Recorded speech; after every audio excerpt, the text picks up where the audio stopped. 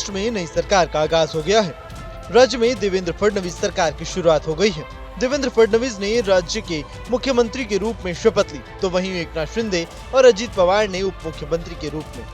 हालांकि अभी तक महाराष्ट्र की सरकार कैबिनेट तैयार नहीं हो पाई है, लेकिन माना जा रहा है कि जल्द ही कैबिनेट के नामों का ऐलान किया जाएगा। मंत्रिमंडल विस्तार को लेकर महाराष्ट्र में सियासी चर्चाएं भी तेज है। शपथ ग्रहण के बाद शिवसेना विधायक भरत गोगावले और संजय शिरसाट ने संकेत दे दिए हैं कि अगले आने वाले बुधवार को मंत्रिमंडल का विस्तार होना संभव है।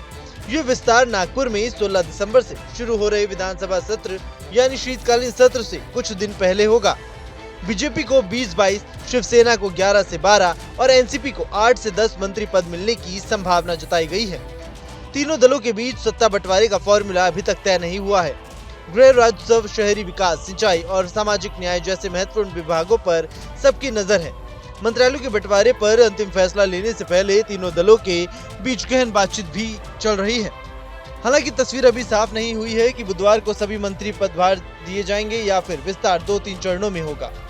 पिछली शिंदे फडणवीस पवार सरकार में कुल 29 मंत्री थे। मंत्रिपरिषद की ज्यादा से ज्यादा संख्या 43 है। ये अभी साफ नहीं हो पाया है कि महायुति सरकार इस बार सभी पदों को भरेगी या नहीं। बीजेपी गृह, राजस्व, शहरी विकास, सिंचाई, वन, परिवहन, उच्च और तकनीकी शिक्षा और आवास जैसे महत्वपूर्ण विभाग अपने पास रखना चाहती है। इसके अलावा संस्कृति, जनजातीय विकास, सामान्य प्रशासन, कानून और न्यायपालिका और सूचना प्रौद्योगिकी यानी आईटी जैसे विभागों भी बीजेपी के पास रहने की उम्मीद है। एनसीपी उप मुख्यमंत्री अजित पवार वित्त मंत्रालय चाहती है।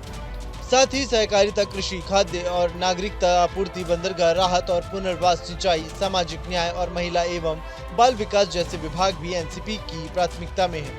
ये ऐसे विभाग हैं जिनका सीधा जनता से संबंध है और जो ग्रामीण मतदाताओं जो एनसीपी का मुख्य आधार से जुड़ा है। उप मुख्यमंत्री शिंदे के लिए शिवसेना गृह मंत्रालय चाहती है। साथ ही अपने मौजूदा 9 मंत्रालयों को भी बरकरार रखना चाहती है। इनमें सबसे ज्यादा अहम थे उद्योग और शहरी विकास विभाग शामिल है। शिवसेना ऊर्जा, राजस्व, सिंचाई और लोक निर्माण विभाग यानी पीडब्ल्यूडी पर भी अपनी नजर गड़ाए बैठी है।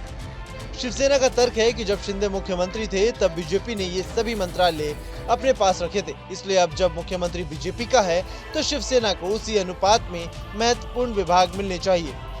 बता दें कि फडणवीस की ओर से सीएम पद की शपथ लेने के बाद एकनाथ शिंदे और अजित पवार ने डिप्टी सीएम की शपथ ली। बता दें कि पिछले दिनों सीएम पद को लेकर बीजेपी और शिवसेना में भी लगातार सियासी खींचतान का दौर चलता रहा। हालांकि शिवसेना के विधायकों के आग्रह करने के बाद एकनाथ शिंदे डिप्टी सीएम पद के लिए मान गए और उन्होंने शपथ ली। अब देखना होगा कि कैबिनेट विस्तार में कब तक मंथन चलता है और कितने नामों का कैबिनेट में ऐलान होने वाला है। साथ ही ये भी कि कैबिनेट विस्तार में कौन सा विभाग किसको दिया जाएगा। Bureau report, news nation.